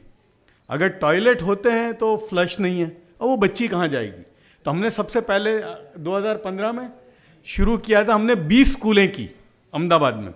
और फिर लास्ट में अभी हमने बम्बई में एक अंजुमन की स्कूल है जिसमें 2500 बच्चियाँ पढ़ती थी बैंड्रा में। यानी आप सोचिए ये हमारे यहाँ की जो डिस्पैरिटी है, वो बैंड्रा जहाँ पर 8 करोड़ ने 7 करोड़ के अपार्टमेंट हैं, और वहीं उससे लग के एक गरीब बस्ती में स्कूल है, 2500 बच्चियों में 3 टॉयलेट थे। तो हमने बनाए 36 टॉयलेट बनाए उस स्कूल में, हमने हर फ्लोर पे 12। फिर मैंने अमिताभ को बोला यार ये झूपड़पट्टी की बच्चियाँ आती हैं, बेचारों को नहाने का भी कभी मौका नहीं मिलता होगा, कहाँ से आती होगी, एक छोटे से कमरे में रहती है कब। तो हर फ्लोर पे हमने शावर भी बना के दिया। और मैं नहीं, वो मुझे अभी उन्होंने कहा कि यार आपने क्या किया, उससे हमारा जो आउटपुट है ना 50% बढ़ गया है टॉयलेट आने से, और ये आने से बच्चियों के अंदर एक नई चीज़ आई। तो ये छोटी चीज़ें होती हैं ज़िंदगी में कि जो, और कोई को लगता है टॉयलेट, इसलिए ये मोदी साहब ने जो सबसे पहले शुरू किया टॉयलेट बनाने का, ये कितनी इंपॉर्टेंट चीज़ है। तो हमने कहा कि भाई हम अपनी कौम को, हमने पहले ही शुरू किया था मुसलमानों के लिए, और वो भी इसलिए शुरू किया था कि मोदी साहब ने उस ज़माने में हमको कहा था, उनका डायलॉग है ये कि अपनी कौम को पढ़ाओ और बढ़ाओ। तो हमने छोटे मोटे पैमाने पे 2008-9 में शुरू किया, एजुकेशन की एक अवेयरनेस बिल्टअप की, फिर और इसको एक लेवल पे लेकर गए। तो मुझे ये लगा कि भाई हम अपने बच्चों को क्या दें। तो मेरा एक तजुर्बा ये रहा है कि टेक्नोलॉजी भी आ जाती है। और मुझे अपने बचपन में एक अंकल का याद था कि हम लोग लड़के जितने भी थे वो इंजीनियरिंग में जाते थे सब। तो वो मुझे कहते थे मियाँ इंजीनियर क्या बनते हो तुम? अरे वो तो हायर कर सकते हैं, बिजनेस करना सीखो। वो अभी तक मुझे उनका डायलॉग याद है कि ये क्या है, इंजीनियर तो हायर कर लूँ। और वो खुद उस ज़माने की फर्स्ट ईयर थे, बोले मेरे यहाँ 10 इंजीनियर काम करते हैं, तुम बिजनेस सीखो करना। तो मुझे एक बात लगा कि हमारे बहुत सारे जो बिजनेसेस हैं जो फेल क्यों हो जाते हैं, क्योंकि फाइनेंस में गड़बड़ हो जाती है हमारी अक्सर। जैसे हमारे गुजराती में कहावत है, वक्रो एटलो नफो। और वो देखता ही नहीं है कि भाई जितना आया, अरे भाई इसके बाद भाई वो टैक्स भी देना है, जीएसटी भी है, लोगों की तनख्वाह भी है, इलेक्ट्रिसिटी का बिल भी है, वेस्टेज भी है, तो गिनती तो होती ही नहीं है। वो 1 साल के बाद पता चलता है कि पैसे रख दिए।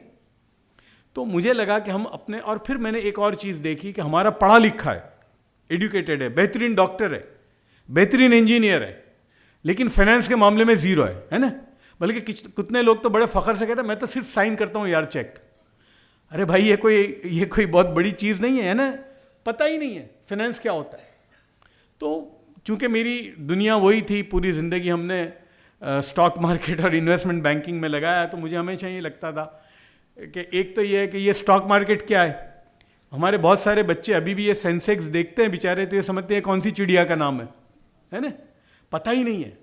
और हम लोग, we are the most under invested population in the world. 140 crore की हमारी आबादी है। ये बॉम्बे स्टॉक एक्सचेंज CDSL वालों को पूछो कि कितने डीमैट अकाउंट हैं, 3% है? नहीं है ना। अब आप बताइए कि हमारे मुल्क में 3% भी डीमैट अकाउंट नहीं है, बल्कि दुनिया की जो बड़ी इकोनॉमीज हैं वहां पर कम से कम 50% पॉपुलेशन इज इन्वेस्टेड समवेयर और द अदर। तो आप सोचिए कि इस मुल्क में कितनी ग्रोथ की जगह है। अगर 3% में ये हाल है, आपका इंडेक्स कितना है भाई? अभी 50,000 पहुंच रहा है ना। तो अगर ये 6% हो जाएंगे तो क्या होगा? मतलब ये यहीं है सब कुछ। तो हमने सोचा कि भाई अपने बच्चों को हम क्या सिखाएं। तो एक बैंकिंग क्या होती है, लोन कैसे मिलती है, ये सब चीज़ें, कैपिटल मार्केट क्या है, दूसरा कारोबार कैसे करना। इसलिए कि एक ज़माने में तो ये था कि भाई मुकेश अंबानी का बेटा या गौतम अडानी का या जफर सरेश वाला का बेटा ही कारोबार कर सकता है ना, वही चला आता था।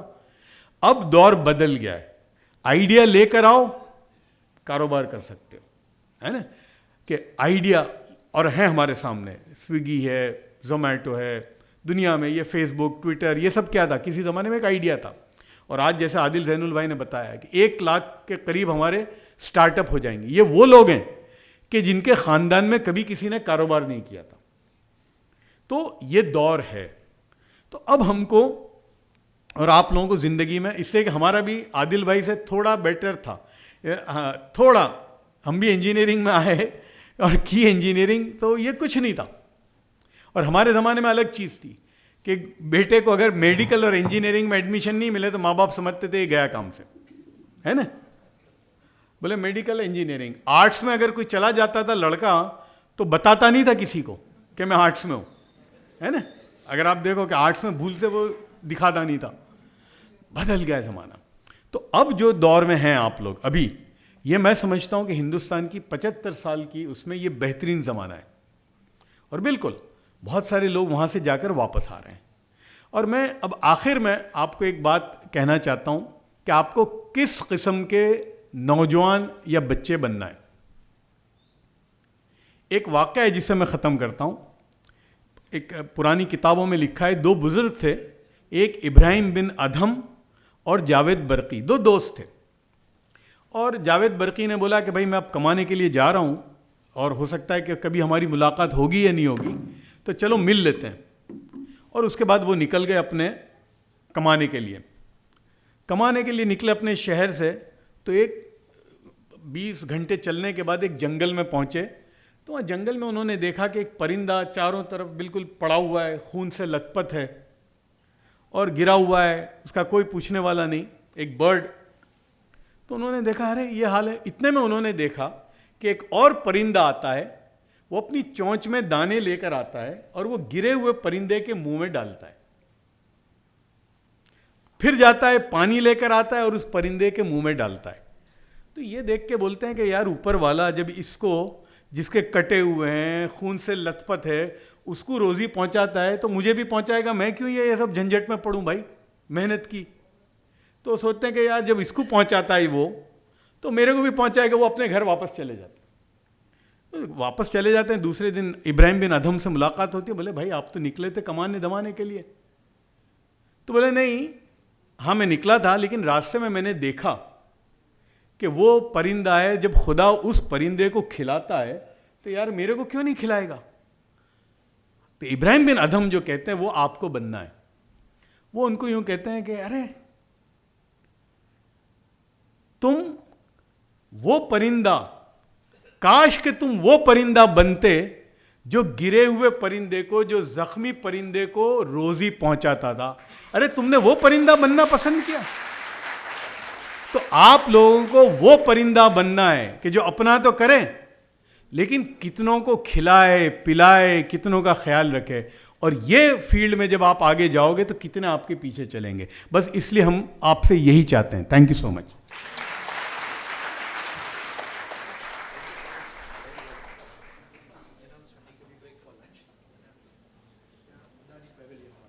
ओके, सो पहले सेशन की यहाँ पे समाप्ति होती है। मज़ा आया? पक्का? ओके, तो साथ में एक छोटी सी शायरी बोलेंगे। हार और जीत आपकी सोच पर निर्भर करती है। हार और जीत